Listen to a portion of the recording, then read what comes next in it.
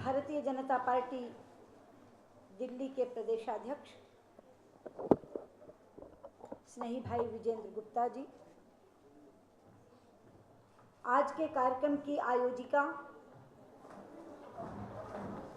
Bharatiya Janata party की राष्ट्रीय सचिव और युवा मोर्चा की सह प्रभारी बहन वाणी त्रिपाठी और उनके साथ दिल्ली की महिला मोर्चा की प्रदेशाध्यक्षा बहन शिखा राय जी, संसद में मेरी सहयोगिनी रही इस समय पार्टी की वरिष्ठ नेत्री बहन अनीता आर्य जी, भारतीय जनता पार्टी युवा मोर्चा की राष्ट्रीय सचिव ध्वनि शर्मा जी, आज के कार्यक्रम की मंच संचालिका और कैंटोनमेंट बोर्ड की उपाध्यक्षा बहन अनुपमा त्रिपाठी जी और इस सभागार में उपस्थित मेरी बहुत ही प्यारी बच्चियों। 8 मार्च पूरे विश्व में अंतर्राष्ट्रीय महिला दिवस के रूप में मनाया जाता है और इस उपलक्ष्य में भारतीय जनता पार्टी हर बार किसी न किसी अच्छे कार्यक्रम का आयोजन करती है।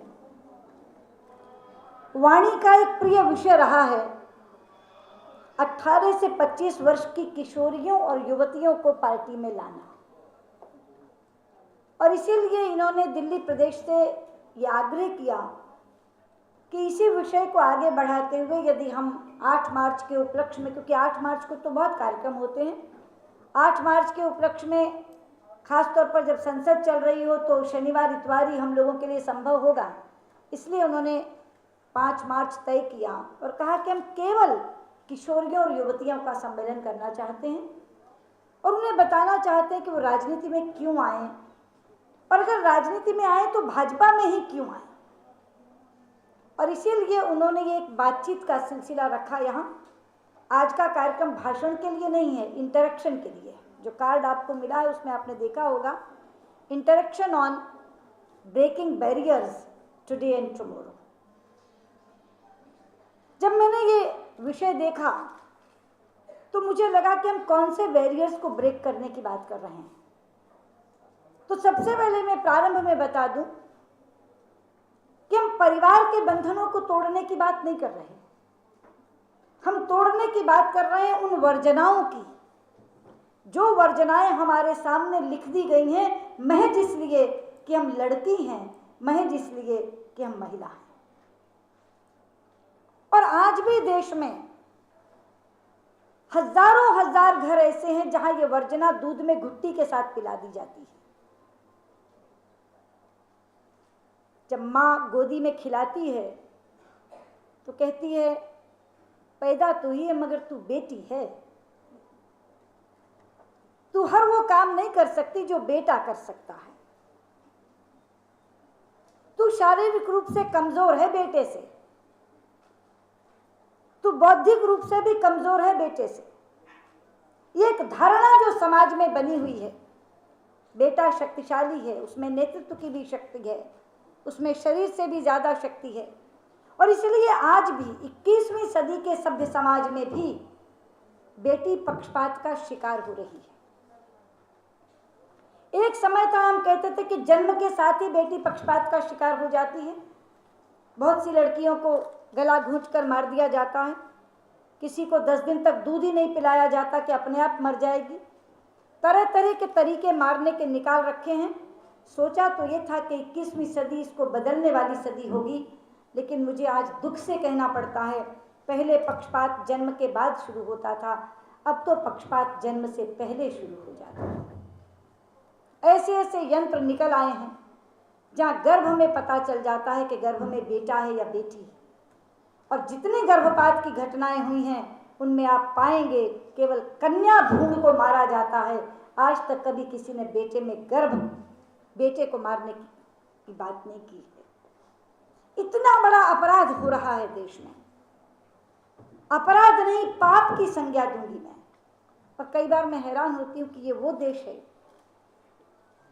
जो वर्ष में 2 बार नवरात्र मनाता है और नवरात्र के दिन की समाप्ति कन्या पूजन से करता है। कंजक मनाई जाती है। 9वें दिन जब हम समाप्ति करते हैं पूजा की तो घर में कंजक मनाते हैं, कन्या पूजन करते हैं, पड़ोस की कन्याओं को बुलाकर लाते हैं, एक दिन पहले न्योता देकर आते हैं, अपनी बच्ची को भेज देना, मेरे यहाँ सुबह सुबह आए, पहला घर मेरा होना चाहिए। आती है तो उसके चरण धोते हैं, उसके माथे पर तिलक लगाते हैं, उसे बैठाकर मंत्रोच्चार करते हैं, या देवी सर्वभूतेषु कन्या रूपेण संस्थिताम नमस्तस्यै नमस्तस्यै नमस्तस्यै नमो नमः, कन्या के रूप में उसका पूजन करते हैं। और फिर हलवा पूरी चने और पैसे रख के उसको दक्षिणा देते हैं।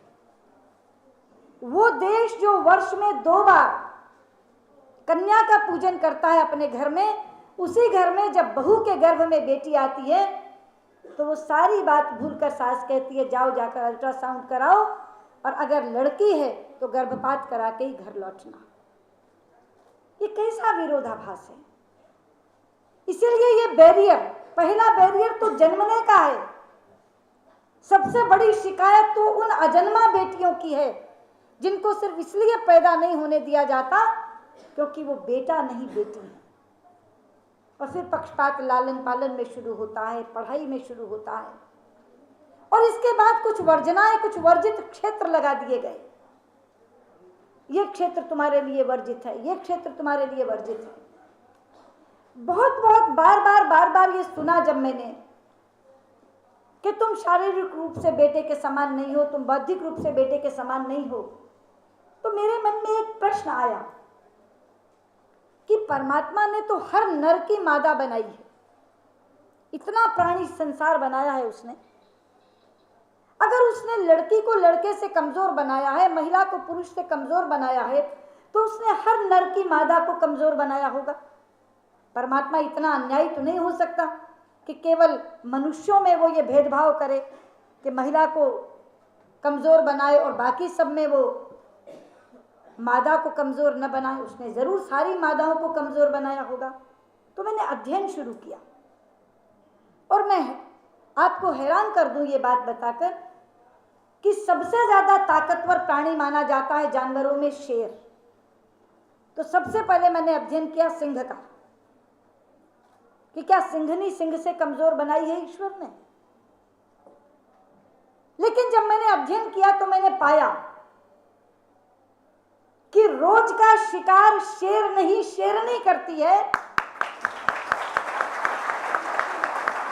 और अपने बच्चों को, जिन्हें शावक कहते हैं, शावकों को शिकार का प्रशिक्षण शेर नहीं देता, शेरनी देती है। और रोज का शिकार शेरनी करके आती है तो पहले सिंह को आकर कहती है, जो गुफा के आगे केवल आराम से लेटा रहता है अजगर की तरह, उसे आकर कहती है कि शिकार कर लिया, आकर खा लो। वो खाता है, फिर शावक को खिलाती है, फिर खुद खाती है। ये है शेरनी का इतिहास। उसके बाद मैंने दूसरा अध्ययन किया हथिनी का, हाथी का, और मैं हैरान हो गई ये देखकर कि हाथियों के झुंड का नेतृत्व हथिनी करती है, कभी हाथी नहीं करता। ईश्वर ने उसे ये शफा बख्शी है कि जहां से भी कहीं खतरा आता है तो हथिनी पहले से सूंघ लेती है और पूरे झुंड को मोड़ देती है। और जब हाथियों को प्यास लगती है तो वो सूंड ऊपर उठाकर देखती है, तो जिस तरफ पानी होता है उसे ज्ञान हो जाता है और वो पूरे झुंड को पानी पिलाने के लिए उधर ले चलती है। तो मुझे लगा कि अगर ईश्वर ने सिंह की जगह सिंघनी को ताकतवर बराबर का बनाया है और ज्यादा जिम्मेदारी सौंपी है, अगर हथिनी को नेतृत्व की जिम्मेदारी सौंपी है और ये शक्ति बख्शी है, तो परमात्मा अन्यायी नहीं हो सकता। उसने महिला को भी पुरुष के बराबर का ताकतवर बनाया है और बराबर की बुद्धि देकर भेजा।